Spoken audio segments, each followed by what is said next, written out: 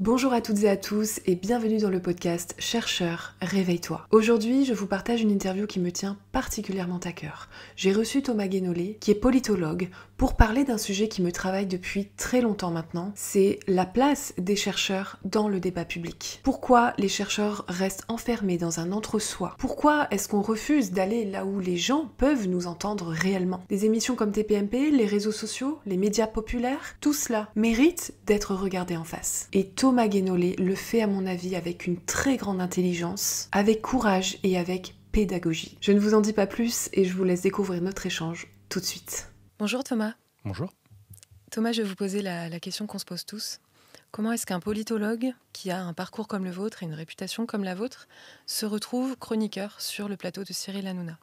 Ce qui s'est passé, c'est que j'ai écrit en début de l'année de l'année dernière, j'ai écrit un livre qui s'appelle Manuel de résistance à l'extrême droite, qui était un livre que j'estimais nécessaire et dont j'ai accéléré la rédaction. J'ai vraiment fait pas mal de nuits blanches quand il y a eu la dissolution et qu'il y a eu ce moment on a senti dans le pays, dans l'entre-deux tours des législatives, qu'il y avait vraiment une probabilité sérieuse que l'extrême droite prenne le pouvoir tout de suite. Ouais. Et donc, je me suis arrangé avec l'éditeur, Henrik B, qui a vraiment surmultiplié. C'est-à-dire que le but était, si nécessaire, de pouvoir sortir dès le mois de juillet, alors que le gouvernement d'extrême droite serait en train de s'installer. Et puis, finalement, le temps qu'on boucle, on a constaté que la question ne se posait pas. Pas encore, pour être plus précis. Et dans ce contexte changé, on s'est dit, on prend un poil plus de temps, mais on va quand même essayer de le sortir assez vite. Ce qu'on a fait. Et quand on l'a sorti, il y avait un point dont je savais qu'il allait probablement avoir un effet chiffon rouge sur les médias de droite dure ou d'extrême droite, c'est qu'il y a un passage du livre dans lequel j'explique pourquoi, à mon avis, le Rassemblement national remplit les critères légaux pour être interdit et dissous. Et je donne le critère légal, on peut développer si vous voulez, mais ce n'est pas votre question, donc voilà. Je donne aussi la justification philosophique. Oui. C'est-à-dire le paradoxe de la tolérance de Popper. Et donc je mets ça, c'est quelques pages. Et quand, à la rentrée des classes, j'allais dire, en septembre, je développe ce raisonnement alors qu'on est en train de m'interroger sur l'actualité politique et ça concerne aussi le RN. Et là, je suis sur un plateau où j'ai mes habitudes à l'époque, qui est le plateau de France Info. Ouais. Qui me sollicite beaucoup, comme politologue, expert, analyse politique, et on sait aussi qu'on connaît mes convictions et mon ethos de gauche, et donc les gens qui construisent leur plateau savent aussi ils font venir cette analyse avec quand même une ligne éditoriale, et donc ça les intéresse aussi. Et là, je déroule ça, j'explique. À mon avis, moi je pense que le Rassemblement national doit être interdit, etc., et je déroule. Et on en discute, 2-3 minutes. Il y en a qui disent non mais c'est n'importe quoi. Il y en a qui disent ah bon, vous êtes sûr? Écoutez, c'est quand même. Vous êtes sûr, c'est pas antidémocratique? Écoutez, le paradoxe de la tolérance de Popper, etc. Ok. Et là, moi je reprends mon petit bonhomme de chemin. Je retourne enseigner dans une des écoles où j'enseigne à ce moment-là, qui est Audencia, qui est un campus à Saint-Ouen maintenant. Donc là, quelques jours plus tard, le lundi suivant pour être précis, je donne mon cours. Et là, la responsable du master vient me voir et me dit, à une pause, elle me dit, bon, si jamais il te parle de la polémique à la télé, tes étudiants, ils sont très jeunes, essaye de botter en touche et de ne pas leur en parler, parce que voilà, ils sont pas forcément la maturité de comprendre ce genre de sujet. Donc, ou alors, tu en parles avec eux, mais vraiment en dehors du cours. Oui, non, mais bien sûr, mais de quelle polémique tu parles? T'es pas au courant? Ils ont parlé de toi chez Hanouna. Ah d'accord, ok. Comment ça? Alors, dans TPMP, il y a une rubrique coup de cœur, coup de gueule. Oui. Bon. Il y avait un coup de gueule d'un certain Jean-Michel Maire, que je ne connaissais pas. Alors maintenant, je bouffe chez lui, il bouffe chez moi. On en est là. Mais donc... oui, voilà. Et là, à ce moment-là, j'apprends donc sur les réseaux sociaux qu'un certain Jean-Michel Maire a dit que j'étais un faux politologue, que j'étais en réalité un militant d'extrême gauche qui veut censurer le Rassemblement national et qui est donc un antidémocrate, etc., etc. Donc, voyant ça, et comme moi je regarde pas la télé, je sais même pas qu'à ce moment-là, TPMP, un autre épisode, parce que ça c'était la veille donc, un autre épisode est en train d'être diffusé en direct. Bon. Et là, à ce moment-là, moi, je tweete, parce qu'à force de passer sur des plateaux télé, voilà, j'ai pris l'habitude. je tweete que je tiens mon diplôme de docteur en sciences politiques à la disposition de M. Jean-Michel Maire et qu'il aurait été peut-être plus intéressant de m'inviter sur le plateau pour que j'explique pourquoi, à mon avis, il faut interdire le Rassemblement national. Voilà, que ça aurait été plus constructif. Et là, ni une ni deux, la prod prévient dans son oreillette Cyril Hanouna que je viens de tweeter ça. Cyril donne l'instruction en direct de balancer le tweet sur l'écran qui est derrière lui. Et là, lui le commente, fait réagir les chroniqueurs. Et la réaction, c'est oui, il a raison, c'est bon esprit, c'est ouvert, c'est du dialogue, c'est très bien. Et donc, Cyril Hanouna regarde la caméra et dit s'il nous regarde, s'il veut venir demain, il est le bienvenu. En fait, on a essayé de vous joindre, mais peut-être qu'on s'est trompé, je ne sais pas. Mais en fait, on voulait vous avoir en plateau, ça tombe bien. Et me voilà le lendemain. Donc, à ce moment-là, alors que l'émission n'est pas finie, moi, je reçois un coup de fil de la prod en train de dire écoute, depuis le temps que moi j'avais envie de te faire venir, parce qu'il y a quelqu'un de la prod qui avait envie de me faire venir pour débattre, et l'occasion ne s'était pas présentée. Et là, il dit bon, là, tu viens, sans déconner. Bon. Et là, je me retrouve le lendemain sur le plateau pour parler de ça, en début d'émission à peu près. Bon, ça clash avec Jean-Michel Maire, sauf que derrière, Cyril m'interroge sur un autre sujet, puis un autre, puis un autre. On m'avait dit vous êtes là pour 10 minutes. Et là, il me demande à la fin, ça vous dérange pas de rester plus longtemps ? Non, pas du tout. Et donc, on continue, parce qu'en fait, il constate que ça crée un débat qui maintenant est habituel. Bah oui. Mais qui, à l'époque, ne l'était plus. Non, exactement. Et donc, il commence à m'interroger sur toutes sortes de sujets. Et moi, ce que je ne sais pas à ce moment-là, c'est qu'en fait, il est en train de me tester. Ouais. Et de voir comment ça réagit, et de voir qu'il se passe un truc. Et lors d'une des pauses pub, il me dit c'est vraiment super, vraiment c'est super ce que vous faites, je suis très content que vous soyez là. Et là, je lui dis mais moi, je peux revenir comme chroniqueur si vous voulez. Et lui s'arrête, se fige, me regarde et vous êtes sérieux ? Moi, oui. Et là, on est en pause pub. Hein. Il me tend la main, on a topé, et le lendemain, je suis revenu, et ça s'est fait comme ça. D'accord. Hyper intéressant. C'est comme ça que ça s'est fait. Et pourquoi je lui ai proposé ça ? Parce que, d'abord, quand je suis dans un débat 5 contre 1, alors c'est des caractères, hein. Moi, je passe une bonne soirée. Ouais. Ok. Moi, j'aime ça. Ça marche. Voilà. Heureusement. Et en plus de ça, ça fait des années que je pense que c'est important, quand on a des connaissances et des convictions, c'est très important de faire du plaidoyer et de la vulgarisation. Ouais. En séparant bien les deux. C'est là que l'exercice est délicat, c'est qu'il faut faire attention à pas trop mélanger dans le même bout de discours des valeurs, de l'éthos et du logos, pour être clair. Okay. Voilà. Ça, c'est une difficulté. Donc, je fais attention. Dans ma tête, il y a des moments où je plaide et il y a des moments où je suis prof. Ouais. Donc, parfois, j'explique un truc et parfois, je plaide un truc. Et le ton, d'ailleurs, n'est pas le même. Je suis plus émotif quand je plaide et c'est fait exprès. Vous voyez le... Oui, je vois très bien. C'est des questions que je me pose aussi quand je prends la parole sur les réseaux. Je me dis, mélange pas les deux parce que ça va pas ensemble. Ça, on peut en parler si vous voulez, parce que ça peut intéresser beaucoup de monde quand il y a des chercheurs qui se disent je peux pas défendre mes convictions parce qu'un chercheur doit être neutre. Exactement. On peut en parler ? Si vous voulez. Ah oui. Alors, je voudrais dire aux chercheurs qui nous regardent que c'est faux. C'est une traduction erronée, c'est à cause de Julien Freund, il y a longtemps, dans les années 50 ou 60, une traduction erronée de la fameuse neutralité axiologique. En réalité, c'est, si on prend le terme allemand, que je suis incapable de prononcer, Max Weber, en réalité, a parlé de la non-imposition des valeurs, et non pas de la neutralité. D'accord. Quand on prend le terme en allemand. De mémoire, c'est une chercheuse d'ailleurs qui s'appelle Isabelle, je crois qu'elle s'appelle Isabelle Kalinowski, mais je ne suis pas sûr, qui avait, en retournant aux sources en allemand, constaté cette erreur de la part de Julien Freund, et que, en fait, parce que il y a un problème. Si Max Weber plaide la neutralité totale du savant par rapport au champ politique, etc., est-ce que quelqu'un peut m'expliquer comment il se trouve que Max Weber était simultanément, à l'époque de la République de Weimar, prof et militant dans un parti ? Parce qu'il l'était. Hein. Ah oui, y en a plein d'ailleurs. Oui, mais c'est pas un proche. Mais donc, du coup, c'est bien que lui-même ne pensait pas qu'il fallait être neutre quand on était prof ou chercheur ou savant.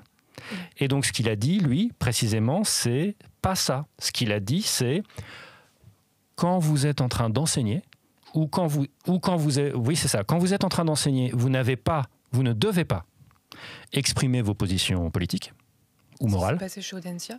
Voilà, tout à fait. Moi, c'est ce qui m'est arrivé. Il n'y a aucun problème. Et d'ailleurs, je leur dis, parce que je sais qu'il y en a qui aimeraient bien.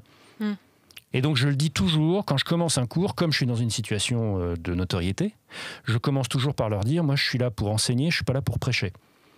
Donc, si vous me demandez mes opinions ou mes convictions sur un sujet, c'est en dehors de la salle de classe. Okay. C'est un peu comme la séparation de l'Église et de l'État. Ouais, c'est ça. Donc, c'est ma laïcité à moi. Donc, il y a ça. Et Max Weber dit aussi, très précisément, que c'est une faute lourde à ne jamais faire quand vous le fait de présenter une opinion comme étant une connaissance scientifique ou le fruit de votre recherche. Ça, c'est une faute. Oui, je suis d'accord. Vous voyez ? Oui, c'est sûr. Et moi, je suis désolé, il y a des chercheurs qui le font. Il y a des économistes qui passent sur des plateaux télé, j'en ai vu plein, et qui présentent comme une vérité scientifique ce qui n'est que leur opinion. Absolument d'accord. Et ça, c'est un problème. On me dit que c'est pas vrai, il ne faut pas le dire. Mais c'est vrai. Ça n'existe pas. Et donc, quand un économiste vous dit telle chose fonctionne de telle manière, etc., là, effectivement, il est en train de vous exprimer l'état de l'art, je vais dire. OK. Mais il y a d'autres cas où ils disent mais tout le monde sait que telle politique économique, ça ne marche pas. Non, là, vous êtes dans l'opinion. Oui. Sauf si vous m'expliquez qu'il y a eu des recherches qui ont conclu, vous voyez, des recherches quantiques, Ali, qui ont abouti à... Voilà. Donc, donc, tout ça pour dire que quand vous êtes chercheur, quand vous êtes prof, etc., vous pouvez parfaitement avoir des convictions, vous pouvez parfaitement exprimer vos convictions, les défendre, les plaider, simplement. Vous devez bien séparer vos activités d'enseignant et ou chercheur de vos activités de plaideur. Et alors, il y a une question corollaire, c'est faut-il s'engager quand on est prof, chercheur, savant, scientifique, etc. Moi, je pense que nous avons un devoir de vulgarisation. Totalement d'accord. Et c'est ce que je fais, c'est-à-dire que dans mes apparitions médias, il y a toujours une démarche de vulgarisation. C'est-à-dire que je fais très attention à expliquer des trucs qui pourraient très bien, qui peuvent intéresser tout le monde, indépendamment de leurs opinions. Et tout le monde me dit d'ailleurs, oui, au moins avec vous, c'est clair et on apprend des trucs. Exactement. Bon, ça, c'est le volet vulgarisation. Et sur l'engagement, c'est de dire, dans les domaines où vous savez des trucs et vous êtes donc particulièrement bien placé pour arriver à des opinions informées, oui, on veut votre avis. Je veux dire, quand Einstein ou Oppenheimer s'engagent contre le développement des arsenaux nucléaires, oui, j'ai envie de les écouter parce qu'Oppenheimer, il connaît un peu son sujet. Vous voyez ce que je veux dire ? Et donc, Oppenheimer, scientifique, oui, mais vous comprenez, moi je suis scientifique, je ne dois pas donner mon avis sur les arsenaux nucléaires. Si, toi, donne-nous ton avis puisque tu connais le sujet. Oui. Vous voyez le paradoxe ? Si les chercheurs restent dans cette logique, si les chercheurs restent dans cette logique, non mais je dois rester totalement neutre, en fait, vous vous retrouvez dans une situation où ce sont les gens les moins bien informés sur un sujet qui donnent leur avis et où les gens les plus pointus sur le sujet se taisent. C'est exactement ce que j'ai voulu dire quand j'ai parlé de vous dans mon post sur LinkedIn. C'est exactement ce que j'ai voulu dire et j'ai voulu dire aux chercheurs. C'est de votre responsabilité que de prendre la parole, que de permettre à toutes les connaissances et au savoir que vous détenez d'irriguer la société. Absolument. Et ça passe par ce genre de médias et c'est là que j'ai vraiment une porte fermée. J'ai vu, oui, il y a plein de jeunes chercheurs et ça m'a fait de la peine en fait quand j'ai lu votre post. D'abord, je suis très content quand j'ai lu votre post. Qu'est-ce que c'est agréable d'être compris. Merci dans sa démarche. Donc merci, vraiment. Ça m'a fait plaisir. Merci à vous pour le travail que vous faites. C'est juste incroyable. Moi, je me dis, mais en fait, les gens ne voient pas le travail qu'il y a derrière. Les gens ne voient pas la difficulté que c'est. Non, il y a des gens qui croient vraiment que j'arrive les mains dans les poches. C'est fou. Bien sûr, mais les autres aussi d'ailleurs. Et c'est aussi un jeu, puisqu'on en parlait avant. Il y a un côté repas de famille. Il ne faut pas que ça paraisse trop préparé ou trop scolaire non plus. Donc ça fait partie de... Alors moi si, parce qu'à la table de famille, moi je suis le prof. Donc je dois préparer.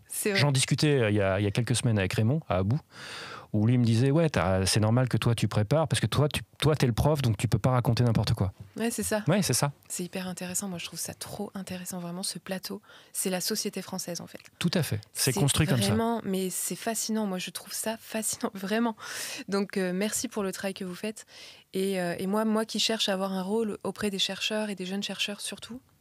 C'est vraiment d'essayer de leur dire, mais n'ayez pas peur d'aller sur ce genre de médias. Moi, quand j'étais dans le monde académique, quand j'étais chercheuse, doctorante, on me disait, mais cette émission, faut pas la regarder. Je ne l'avais jamais regardée et je plaidais... Oui, parce que c'est sale, voilà. C'est ça l'idée. Faut pas en parler, c'est vraiment... Et puis, il faut pas y toucher, quoi. Oui, autant rester entre nous, entre chercheurs, entre gens d'élite. Voilà. Oui, alors ça, c'est de l'élitisme, c'est du snobisme, c'est de l'entre-soi très malsain. Et en fait, vous vous renoncez à avoir un rôle social, c'est-à-dire dans la société. Absolument. Et vous restez dans votre microcosme, entre gens comme vous. Et donc, ce qui devient important dans votre vie, c'est est-ce que je vais réussir à avoir tel article publié dans tel truc à comité de lecture, et est-ce que je vais réussir ainsi à participer à tel colloque, me placer sur tel truc, arriver à me mettre pote avec machin, parce que c'est beaucoup ça quand même, à réseauter avec tel mec, parce qu'il y a peut-être telle place qui va se libérer, et qu'ensuite, alors il y a il y a la conf machin, CNI, truc, enfin bon, etc. Et en fait, vous êtes dans le... Pour moi, il y a quelque chose de l'étudiant qui refuse de cesser d'être un étudiant et qui est donc ça donne des vieux étudiants et puis après des très vieux étudiants. Et j'ai beaucoup de tendresse, hein, je viens de ce milieu-là. C'est juste pour dire que c'est des gens qui refusent de sortir de l'école, en fait. Moi, c'est ça la sensation que j'en ai. Je pense aussi en partie, ouais. Je pense aussi en partie. Il y a une peur du monde extérieur. C'est ça, ils veulent rester. Alors, je comprends. Je comprends parce que, bon, je l'ai dit à l'antenne de TPMP, je l'ai dit publiquement, je suis sur le spectre de l'autisme. Oui. Et donc, alors d'une manière qui me permet quand même, je ne suis pas dans des situations qui empêchent carrément la communication, la preuve. Oui. Mais je comprends le confort qu'il y a à rester soit entre soi et son cerveau, à résoudre des problèmes complexes. Je comprends aussi le fait de vouloir rester entre gens comme nous. Ouais. Je comprends complètement. Mais c'est un manque de sens, de mon point de vue, c'est un manque de sens du devoir. Il y a beaucoup de gens mal intentionnés et incompétents, à la fois méchants et incompétents, qui s'expriment beaucoup. Ouais. Si les gens compétents dans leur domaine et globalement bien intentionnés, ce qui est le cas de la plupart des scientifiques, hein, par éthique, voilà, c'est plutôt des gens bien, les scientifiques en général. Oui, je pense. Si eux ne s'expriment pas, oui, il y a un problème. Oui, vous connaissez la citation, hein, c'est quand les gens bien font rien que voilà. Non, mais c'est ça, en fait, ce qui se passe, c'est que en fait, les chercheurs sont tellement obsédés par la question des postes, du CV académique et de la poursuite de carrière, vu la situation globale, financière des universités, c'est devenu... Non, mais ça, je peux le comprendre, mais ça ne justifie pas de prendre le temps. Oui. Vous savez, je pense souvent au mythe grec d'Antigone et Créon, dont j'ai une interprétation très personnelle, qui est que donc Antigone, elle fait passer ses convictions morales en l'occurrence, au-dessus de tout, au-dessus de absolument tout, et d'ailleurs elle en meurt. Oui. Et Créon, face à elle, dans la pièce de Sophocle et d'Anouilh, en face de ça, Créon, lui, il est en train de dire non, même si ça présente des inconvénients, et même si moralement tu vas te sentir parfois gêné, etc., il faut se coltiner le réel, il faut aller dans le monde réel, et donc il faut aller mettre les mains dans le cambouis. Bon. Parce que c'est comme ça qu'on avance. Oui. Bon. Et Antigone, non, voilà, je ne transigerai sur rien. J'ai été très marqué par ce bouquin, donc Antigone, la version d'Anouilh, quand j'étais au lycée. On l'avait au programme en seconde. Et j'étais le seul de ma classe à être du côté de Créon. Tous les autres, à 16 ans, étaient du côté d'Antigone. J'étais le seul de la classe à être du côté de Créon, en disant non, c'est lui qui a raison. Bon. Et pour moi, il y a des chercheurs, enfin, il y a des savants au sens de Weber. Il y a des savants qui sont des savants à la Créon et des savants qui sont des savants à la Antigone. Et j'ai vu beaucoup de savants Antigone en réponse à votre topic sur LinkedIn.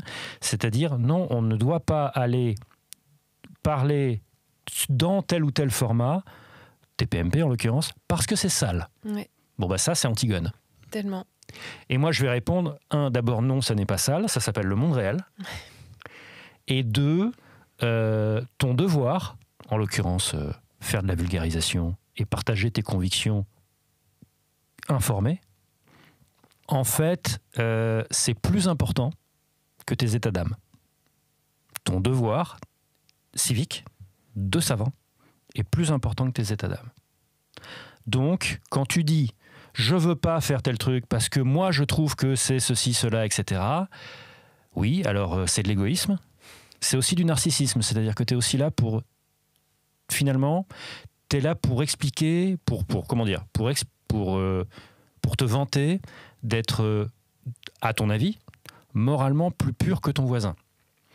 Au lieu d'avoir une culture du résultat par rapport aux valeurs que tu prétends défendre.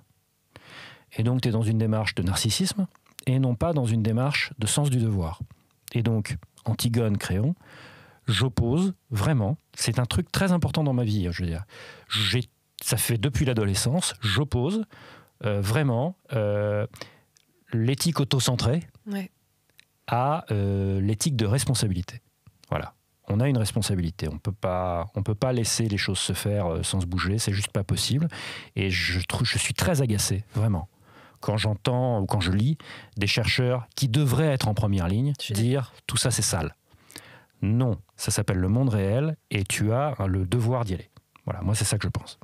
Merci, je suis totalement d'accord. C'est vraiment ce que je porte également, vraiment. J'avais jamais fait la parallèle avec Antigone, mais c'est tout à fait ça. Pour moi, ça va au-delà normalement. Voilà. J'en parle avec eux et ils me disent oui, mais alors d'une part on n'a pas le temps. C'est faux. D'autre part, déjà ça c'est faux. Ouais, c'est-à-dire que matériellement, un plateau d'1 heure, en comptant le transport, etc., ça va vous prendre 3 heures. Si vous faites un plateau dans la semaine ou même... Alors, là, je parle d'un volume qui est quand même rare. Non, mais moi, à une époque, je faisais... alors maintenant, à l'heure où on parle, et à l'heure où nous sommes enregistrés, je fais des plateaux de manière très régulière. À une époque, j'étais...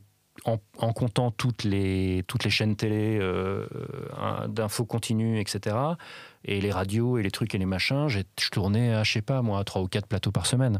Ouais, c'est énorme. Mais je sais que en réalité, ça n'est pas courant. En tant qu'invité, en tant qu'expert invité. Donc j'en suis conscient. Et donc, mais presque personne ne fait ça. Non. Et donc, puisque presque personne ne fait ça, les chercheurs qui nous regardent, on vous demande pas d'avoir cette cadence-là. Bien sûr. Si vous faites un plateau dans le mois, c'est bien. Bon, 3 heures dans le mois, vous les avez. Faut pas déconner. Donc ça n'est pas vrai. Vous voyez ce que je veux dire ? Oui, je suis d'accord. 3 heures dans le mois, vous les avez. C'est juste que le temps est un budget et vous ne mettez pas de budget là-dedans parce que vous pensez que ça ne vous rapporte rien.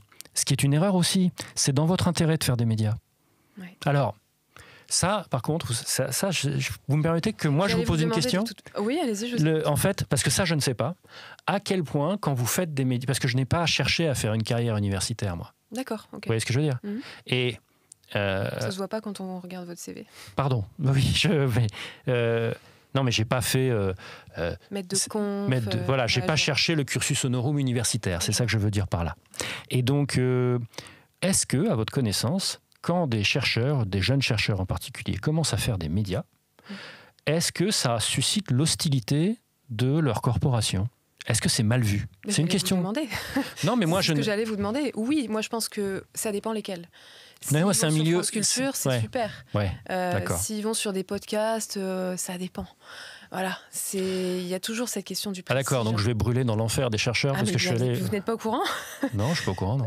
Je vous le dis, c'est compliqué. Non, mais vraiment, moi quand je parle de vous, quand je parle de TPMP, on me dit non, mais c'est vraiment de la merde. Et quelqu'un m'a dit d'ailleurs, une maître de conf m'a dit, de toute façon, tout est orienté pour que même s'il y a une diversité des points de vue sur le plateau, en fait, tout est orienté. Même celui qui est de gauche, en fait, il va permettre à la droite de s'affirmer encore plus. Il faut vraiment pas y aller. C'est vraiment. C'est complètement con comme raisonnement. Elle est chercheuse ? Vous n'êtes pas au courant ? Elle est chercheuse en poste. Mais c'est complètement débile comme raisonnement. En fait. Moi, ils me le disent tous. D'accord. Donc sa proposition, c'est de ne pas apporter la contradiction. C'est-à-dire qu'il pense que le tsunami sera arrêté. Il pense que la vague sera arrêtée sans digue.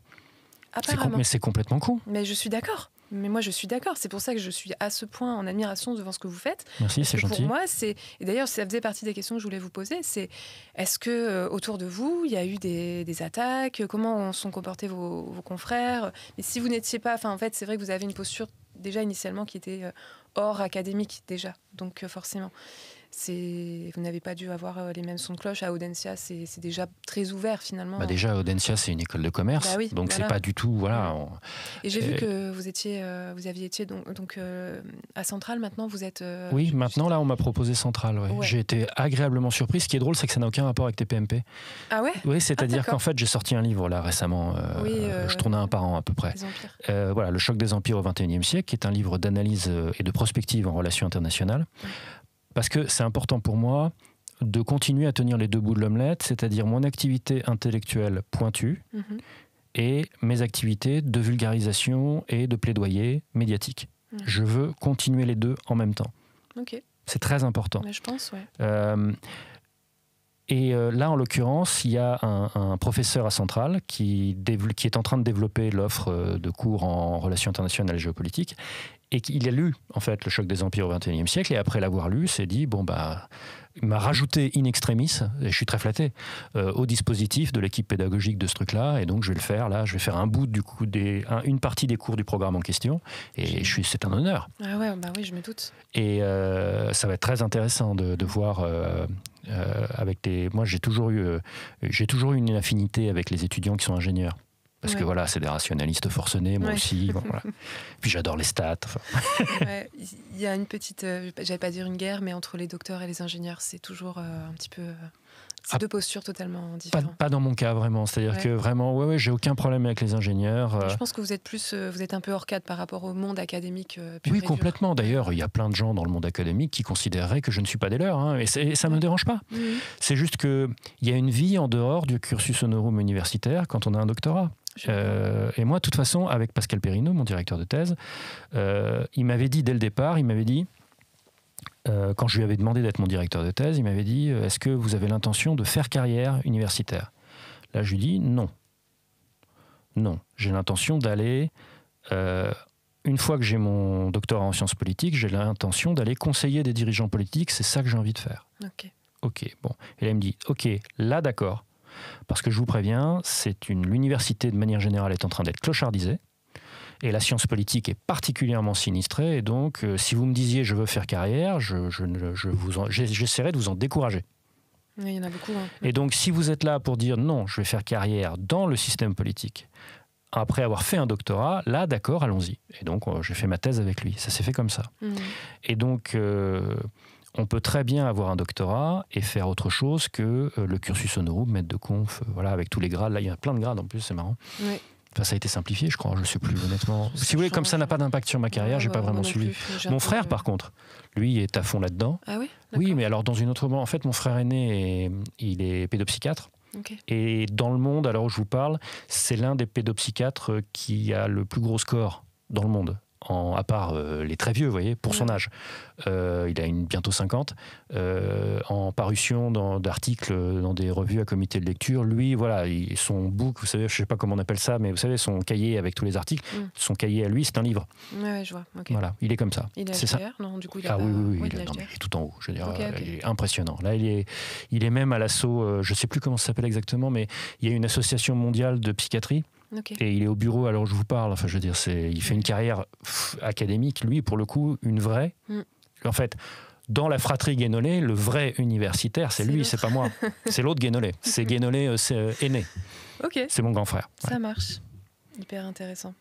Et justement, qu'est-ce que ça vous a apporté, le plateau TPMP? Parce que vous disiez, Centrale, ça vient pas de là, mais du coup, est-ce que ça vous a ouvert des portes? Est-ce que ça vous a apporté des opportunités? Je ne sais pas si on peut en parler forcément. On peut en parler, je ne peux pas rentrer dans les détails forcément. Ouais. Alors, ça a changé beaucoup de choses, effectivement. D'abord, ça a changé ma compréhension de la société française. C'est-à-dire, et je l'ai dit en plateau d'ailleurs assez tôt, à un moment, j'ai dit à une chroniqueuse qui me prenait à partie très durement, Daniel. Ouais. Je lui ai dit, non, mais attends, je te rassure tout de suite... Et c'est sorti comme ça, comme un boulet de canon, j'allais dire. Et ça a été un moment important sur le plateau. Je l'ai senti, on le sent physiquement, vous voyez ce que je veux dire? Il y a un silence un peu solennel, etc. C'est que je lui ai dit, non, mais attends. Et j'étais là depuis une semaine, je crois, ou deux. La France qui regarde TPMP, c'est une France que je ne connais pas, que je ne comprends pas et que je ne fréquente pas. Ah, je me souviens de ce moment. C'était un truc fort, hein. Ouais, parce que c'est un renversement complet de posture, parce que d'habitude, les gens comme moi, en termes de niveau de diplôme, en termes d'opinion politique, etc., ne cherchent pas à parler avec la France populaire, ils cherchent à dresser ou rééduquer. C'est tellement vrai. Ah, merci de le dire. Parce que moi, quand je dis, c'est jamais vrai non plus. Mais c'est ça. Mais c'est tellement ils ont une posture surplombante et ils considèrent que... Et moi, je suis arrivé dans cet état d'esprit, je tiens à le dire. Je suis arrivé avec l'idée, je vais leur expliquer. Okay. Et s'ils ne comprennent pas encore, c'est parce qu'on leur explique pas assez bien, et donc je vais essayer de bien leur expliquer.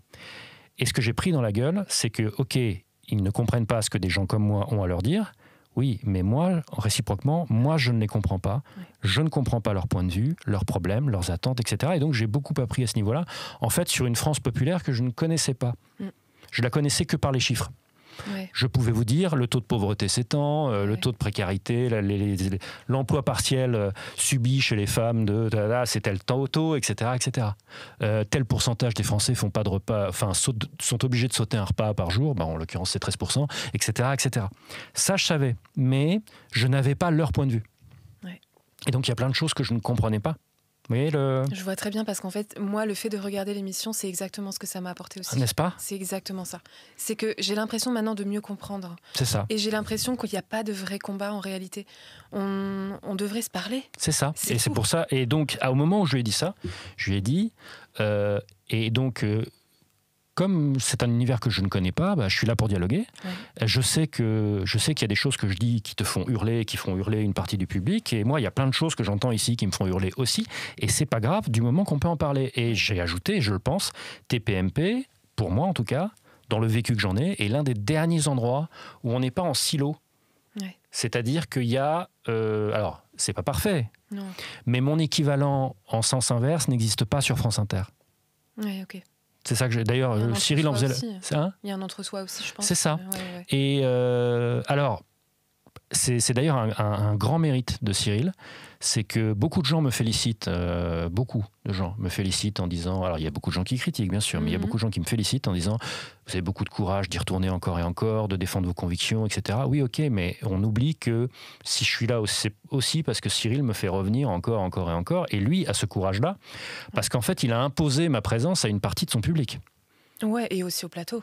Après cette histoire avec la Palestine, le liquéfié, là je me suis dit Et j'ai vu que le seul qui était quand même mesuré, c'était lui, c'était Cyril.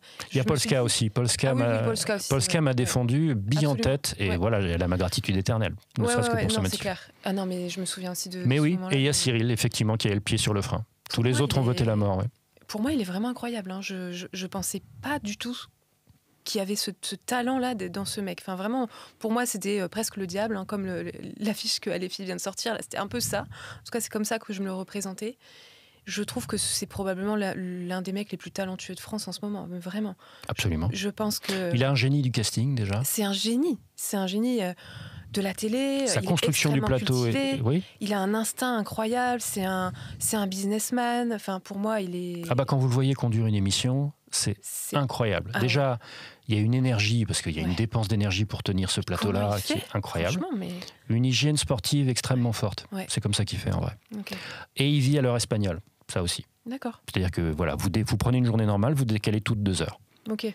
Voilà, il prend son petit déj à 10 heures, etc. Sinon, et il dîne à 22 heures, parce que sinon, c'est pas tenable. Vous voyez ce que je veux dire ? Ouais. Si vous devez, comme plein de gens, déposer vos gosses, vous levez à 7 heures, etc. Là, c'est pas possible.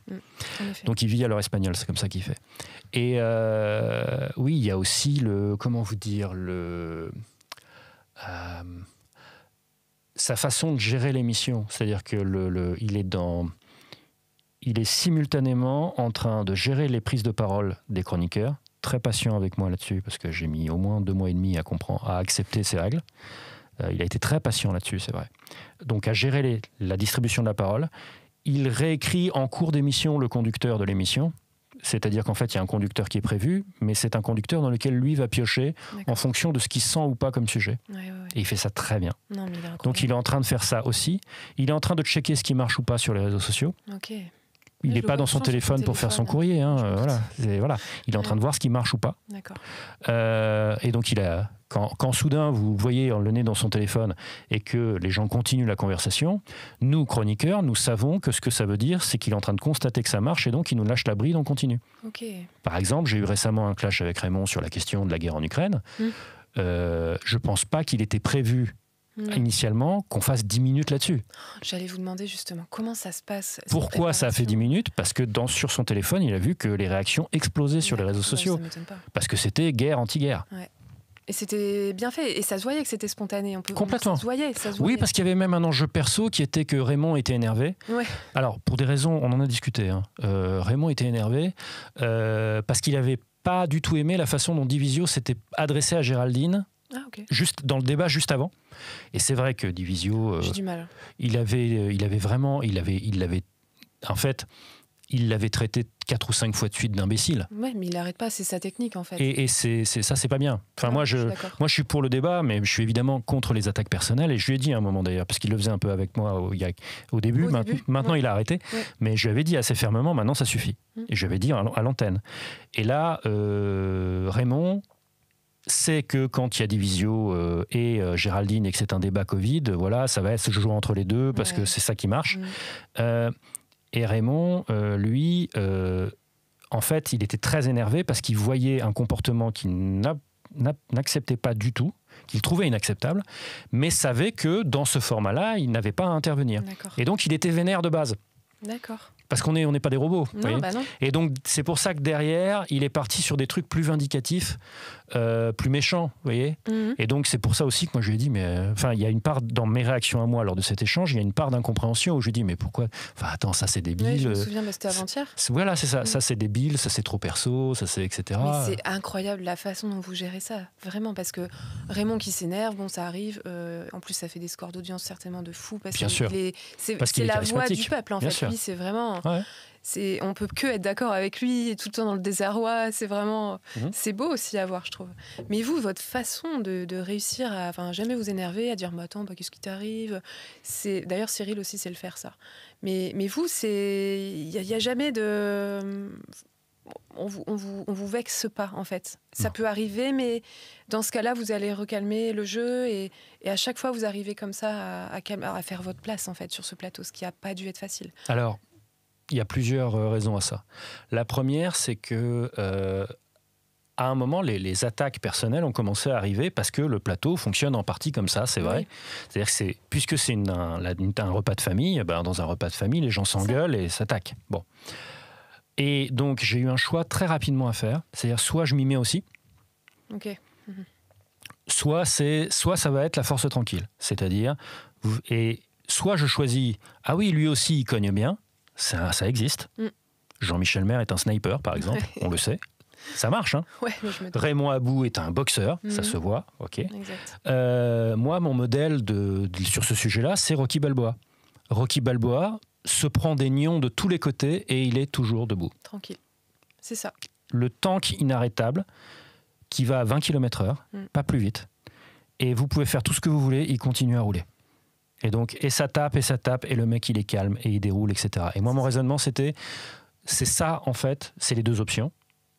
Soit la force tranquille, soit descendre dans l'arène à boxer comme les autres. Et moi, je me suis dit, ce qui correspond profondément à ma personnalité, c'est de le jouer comme ça. Il y a aussi une déformation professionnelle, il ne faut pas se mentir. Je suis prof. Dans le respect, bah oui, voilà, c'est ça. Quand tu es prof, en vrai, quand tu as enseigné longtemps, tu as l'habitude de gérer les éventuelles colères ou grossièretés de tes élèves. Alors, les chroniqueurs sont pas mes élèves. Enfin, il y en a, en l'occurrence, si. Il y en a. Polska est mon élève. Mais Jordan, en ce moment, est un peu. Jordan, ouais. Jordan est un peu mon élève. Inès aussi est un peu mon élève. Mais c'est parce que j'ai cette déformation professionnelle-là. Donc, ça me conduit aussi à me comporter en prof dans la gestion des conflits.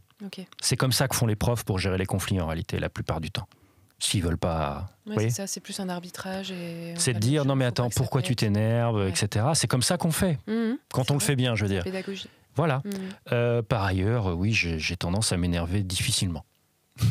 Oui, c'est vrai. Ça se voit, je crois. Oui, ça se voit. Ouais, ça se voit. Voilà. Non, mais je pense qu'il y a aussi l'habitude et la posture professionnelle, en fait. C'est ça. Il y a une posture professionnelle qui est quand même celle du professeur, celle du chercheur aussi, un petit peu quand même. Il y a aussi tout bêtement le niveau de confiance en soi, en réalité. Oui. C'est-à-dire à quel point vous avez besoin d'être validé par les autres. Ça, c'est un truc fondamental. D'accord. Ouais. Et il se trouve que mon besoin d'être validé par les autres est assez faible. Voilà, c'est tout. Ça aide.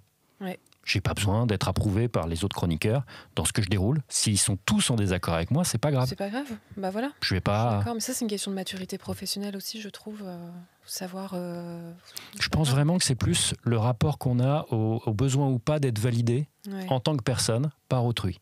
Ok. Et c'est sûr qu'en plus sur ce genre de plateau spectacle, on peut tomber dans l'écueil. Et c'est absolument central. Je déconseille à des gens vraiment à des gens qui ont besoin de la validation par les autres, je leur déconseille absolument d'aller dans ce genre de milieu. Ouais, parce qu'ils vont énormément souffrir dès qu'ils vont mettre un orteil sur les réseaux sociaux. Moi, je me prends des tombereaux d'insultes tous les jours. Twitter, mais j'ai halluciné. Je me suis dit, mais comment il fait? Alors, je peux vous dire, si vous voulez. Ouais. Je peux vous dire pourquoi ça ne me fait rien. Il y a 2 raisons. La première, c'est celle que j'ai déjà évoquée. Je n'ai pas besoin de la validation d'autrui, a fortiori des gens que je ne connais pas. Ouais. Non, mais ça paraît facile quand on le dit comme ça, mais quand on est vraiment la cible de gens qui massivement... non, mais et puis j'ai une autre raison. Tous ces gens ne parlent pas de moi. Ils parlent d'eux. Non. Ils parlent de Thomas Guénolé, le personnage public. Aussi, oui. Le personnage public Thomas Guénolé est une adaptation de moi. Vous savez, comme un film par rapport à un roman. Thomas Guénolé, personnage public, est une adaptation de moi en tant que personne. Mais ce n'est pas moi. Ouais, donc ils sont en train de se déchaîner sur ce que je projette sur scène.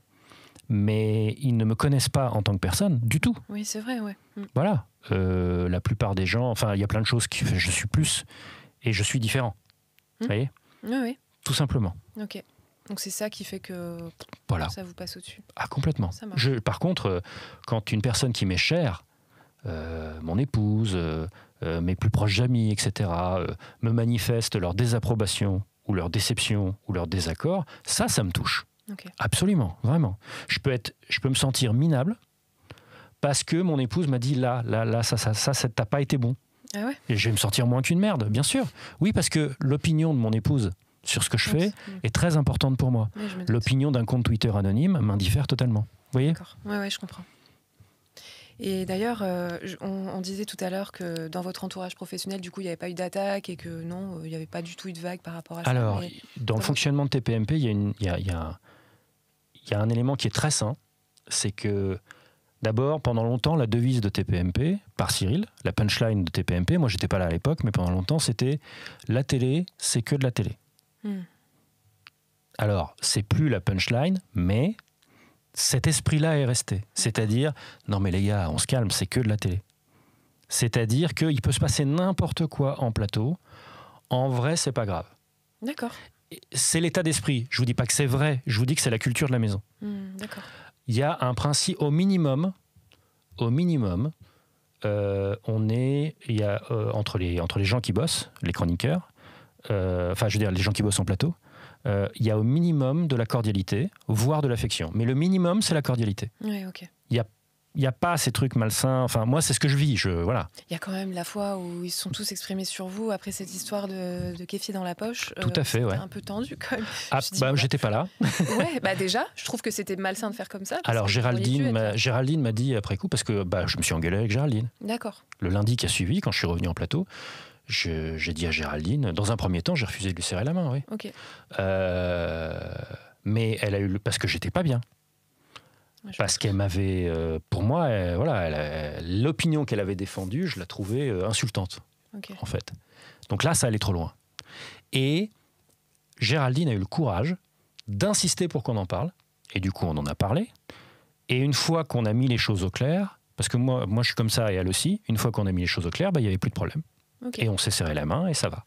Donc il y a vraiment de la mise en scène par rapport à... Je ne parlerai pas de mise en scène, je parlerai de séparation. C'est pas dans ce sens-là. C'est que il y a, Cyril sait créer les circonstances dans lesquelles nos personnages, qui sont tous basés sur nous. Vous voyez ? Aucun n'est dans un... Oui, une personne n'imagine... Personne... Rôle. Voilà, quand il y a des gens qui se disent « oui, ils sont en train de jouer des rôles ». Oui et non. C'est-à-dire que nous sommes tous sur le plateau des versions plus théâtrales de nous-mêmes. D'accord, ok. Mais aucun d'entre nous, n'incarne des choses qu'il n'est pas, du tout, ou ne défend des points de vue qu'il n'a pas. Non, nous sommes juste des versions plus théâtrales de nous-mêmes. Ça ne se pourrait pas, ça se verrait. C'est pas possible, ça se verrait. Je suis d'accord. D'ailleurs, je disais à Inès et Jordan, parce que comme moi j'avais été coaché en arrivant par Gilles et par Jean-Michel, ils ont été adorables, ils ont été formidables, vraiment. Je leur dois beaucoup, vraiment. Et je fais pareil avec les deux petits nouveaux. Okay. Et donc je leur dis, et une des premières choses que je leur ai dites, c'était ne dis jamais un truc que tu ne penses pas. Ouais. Parce que ça va se voir. Ouais. On peut pas tricher à la télé, c'est pas vrai. Sauf si on est un psychopathe, hein, Ouais. mais, bon. Mais c'est assez rare les psychopathes. Mais tout le monde, enfin beaucoup de gens pensent que Hanouna est un psychopathe. C'est faux. Un pervers narcissique. Non mais Je pense vraiment que c'est faux aussi. Non mais Cyril est hors norme, ça c'est vrai. C'est vrai, ouais. Beaucoup de gens ignorent que Cyril, il a été champion régional d'échecs. Hein. D'accord. Ouais, non, je savais pas. Et donc c'est quelqu'un qui a un sens stratégique très développé. Non, mais ça se voit. C'est une des raisons d'ailleurs pour lesquelles on s'entend bien. Ouais. C'est que ce type de pensée, on peut l'avoir. Parfois, j'ai l'impression qu'il y a des discussions politiques en off, ouais, avec lui. Oui, tout à fait. Ça se sent. Ouais. Oui, tout à fait. D'ailleurs, il évolue en votre présence. J'espère parce que c'est Il un de mes évolue objectifs. vraiment. C'est un de mes objectifs. Moi, Je vous le cache pas. C'est C'est un de mes objectifs de le ramener à la maison. Ouais. C'est-à-dire que Cyril Hanouna, le Cyril Hanouna du TPMP première mouture, c'est un Cyril Hanouna qui est marrant et antiraciste. C'est ces deux caractéristiques fondamentales. D'où d'ailleurs touche pas à mon poste renvoie à ça. D'accord. Touche pas à mon poste, c'est quand même touche pas à mon pote, le mouvement des années 80, etc. Bon. Ouais.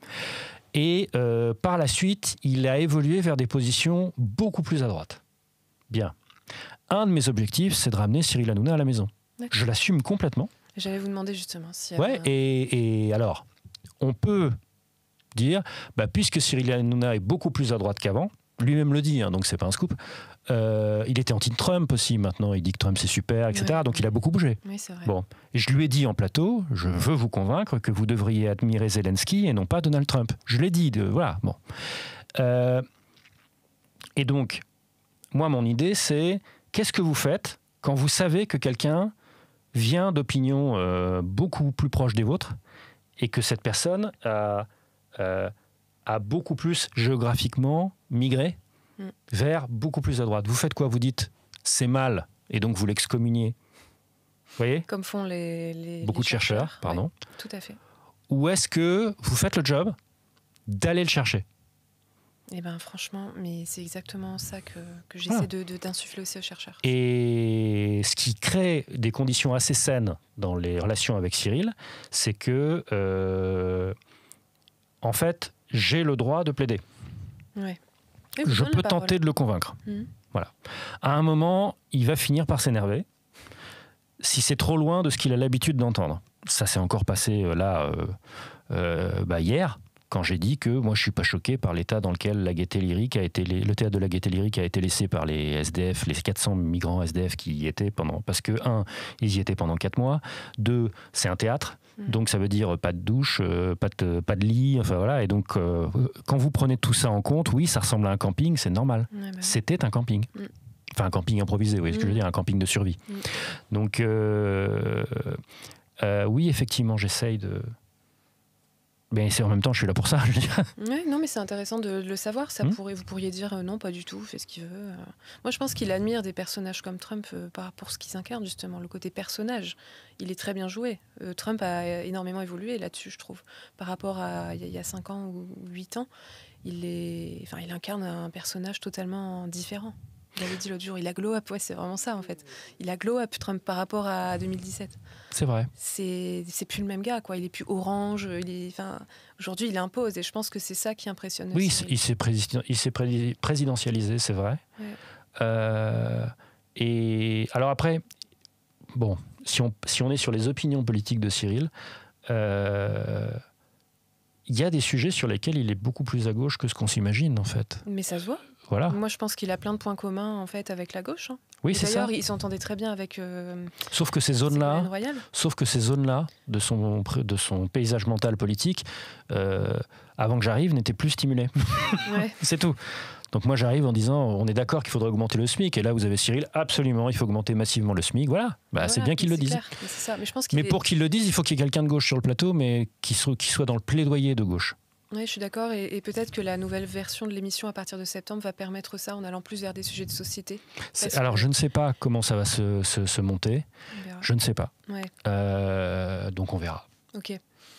Mais ce que je voulais juste dire par là, c'est que comme il recherche aussi l'audience, qu'il est vraiment là-dessus, et forcément, il tire des cordes qui vont dans ce sens-là parce que ça fait réagir. Oui. Et donc, il crée aussi quelque chose qui le dépasse aussi un peu, à mon avis. Alors... C'est vrai que Cyril pense vraiment que c'est important d'avoir des débats sur des sujets qui intéressent les gens. Ouais. Et qu'il ne faut pas avoir juste actualité des médias et divertissement. Ça ne suffit pas, à son avis, pour faire une bonne émission quotidienne populaire. Il faut aussi avoir des débats. Ce qui est tout à son honneur, hein, moi je le dis en tant que politologue pour le coup, c'est qu'il est en train de vous dire « Non mais je refuse de ne donner au peuple que du pain et des jeux. Ouais.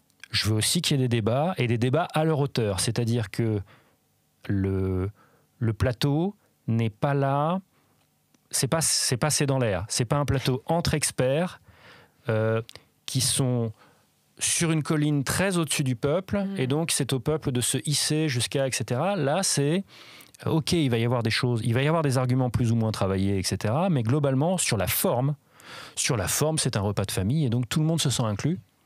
Alors qu'en vrai, le fond des arguments, il y a une vraie joute en réalité, souvent. Voilà. Et donc, c'est un vrai débat argumenté sur des positions dures, mais avec un emballage qui est totalement accessible. Oui, c'est ça. Et ça permet d'avoir des débats. En réalité, je veux dire, on a quand même débattu de l'occupation israélienne dans les territoires de Palestiniens, je veux dire, plusieurs fois. Ouais, voilà. Clair. Et ça n'existe pas ailleurs, sous un format aussi, pluraliste. Oui. Et pour moi, ce qui est ludique en fait là-dedans, c'est que les gens, comme c'est accessible, ils se posent la question, et moi, tiens, j'en pense quoi ? Et forcément... Oui, au fait, qu'est-ce que j'en pense moi ? Oui. Absolument. Et moi, je suis qui là parce que des fois, on est plutôt Géraldine, des fois, on est plutôt Raymond, des fois, on est plutôt Monsieur Guénolé. Et c'est super intéressant en fait de regarder ça quand on vient... C'est vrai, ça donne ça. C'est vrai que ça donne ça. Là-dessus, je suis d'accord avec un... en fait, qui me représente à table ? C'est vrai. Et à quel moment ? Parce que c'est pas tout le temps les mêmes personnes. Moi, des fois, je suis pas d'accord avec vous. Alors, j'adore le taf que vous faites, mais il y a des moments où je suis pas d'accord. Je vais être plus Géraldine, je vais être plus... tout le monde en fait. Et c'est ça qui est intéressant, et je pense que c'est ça qui fonctionne aussi. Alors il y a ça aussi, c'est que quand vous exprimez ou pas ce que vous pensez, entendez-moi bien, il ne s'agit pas d'exprimer des choses que vous ne pensez pas, d'accord ? Il s'agit de est-ce que j'exprime ou pas à tel moment ce que je pense. Et là il y a aussi, enfin moi en tout cas, je prends en compte où en est le centre de gravité du plateau. Par exemple, un débat Covid, en général, je me tais. Ouais. Pourquoi ? Parce qu'il y a Géraldine qui est radicalement sur des positions, en gros, pro-gouvernementales. Divisio qui est à l'extrême inverse, ils vont se friter, ok, bon, voilà. Ça suffit. C'est suffisant. Il y a d'autres sujets sur lesquels je vais me dire, non, là, il faut que j'y aille, parce que sinon, par exemple, si je vais pas, la Gaîté Lyrique, je prends des exemples récents, c'est pour ça, l'occupation par des migrants SDF du théâtre de la Gaîté Lyrique, je sais que si je monte pas en première ligne, le point de vue qui leur est favorable ne sera pas défendu. Et donc, ça veut dire que le plateau est bien fait, puisque je suis là pour ça. Donc là, j'y vais. Là, j'estime que je dois y aller. Et d'ailleurs, si je ne vais pas, Cyril va me passer la parole, que je le veuille ou non. Vous voyez ce que je veux dire ? Je vois. Ouais, très bien.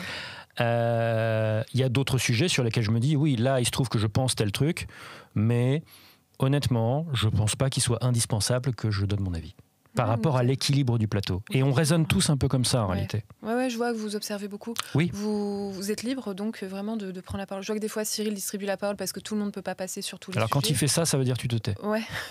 Quand il fait ça, ça veut dire je t'avais dit de te taire.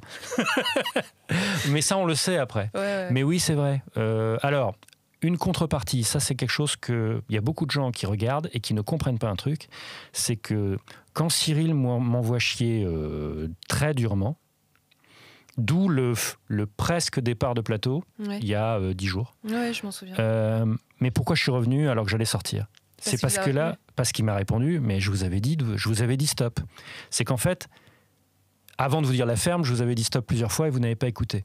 Et là, j'ai dit, ah oui, effectivement, là, d'accord. Et je me suis rassis. Non, mais c'était incroyable ce moment, trop drôle. Mais c'est parce que, en fait, moi, j'étais prêt à quitter le plateau sur le simple fait qu'il m'ait dit la ferme. Pour moi, c'était un motif suffisant pour partir. Et je l'ai dit d'ailleurs en plateau, il y a des jeunes qui nous regardent. Oui, aussi. Donc, on ne peut pas. Non, parce que si quelqu'un me dit la ferme, je peux vivre avec. Je veux dire, voilà. Mais il y a des jeunes qui regardent. On a un devoir d'exemplarité quand même, un minimum. Parce que sinon, des lycéens vont trouver que c'est normal de se parler comme ça. Ou de parler comme ça à leur prof, ou je sais pas. Voilà. Donc, on doit garder ça à l'esprit. Donc, je m'apprêtais à partir. Et là, lui, non mais... Et il me donne le motif que moi, j'avais pas parce que j'étais tellement dans mon plaidoyer que je l'avais même pas entendu. C'était un débat très dur à ce moment-là, sur l'athéisme. Dieu existe-t-il ou pas? Enfin, on était sur du lourd, quoi. Ouais, Et là, donc, ah oui, effectivement, il m'a dit, ah oui, 3-4 fois, il m'a dit stop, et je ne l'ai même pas entendu. Et c'est pour ça qu'il a fini par me dire la ferme. D'accord, dans ce cas-là, je me rassieds. C'est que souvent, les clashs durs avec Cyril, historiquement, depuis que je suis là, septembre, oui, je suis là que depuis septembre, en vrai. Oui, je sais. Historiquement, c'est des clashs sur lesquels...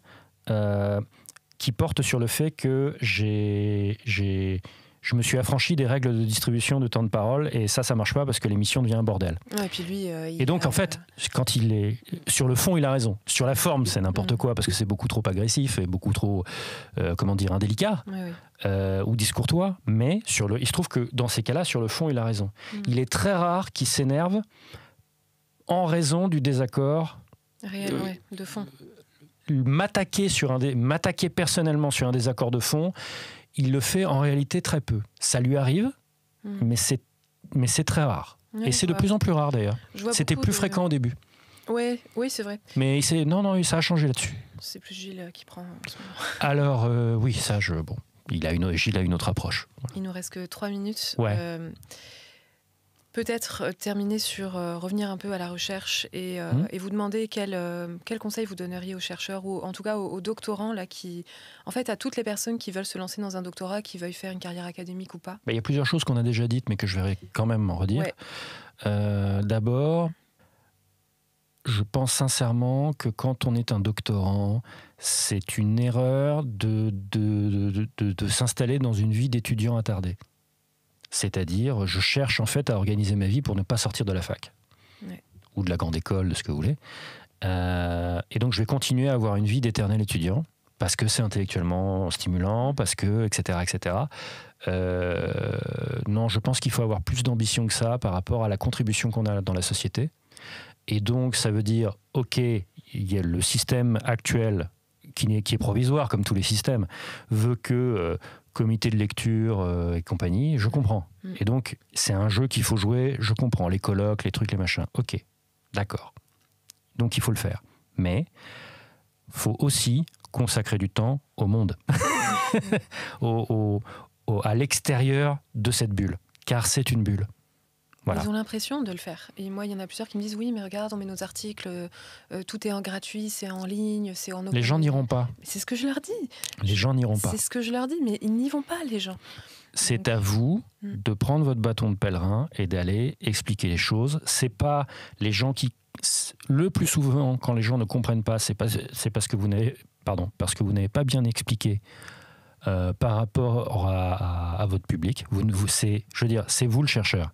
Donc, si on ne comprend pas ce que vous voulez transmettre, c'est que vous l'avez mal expliqué.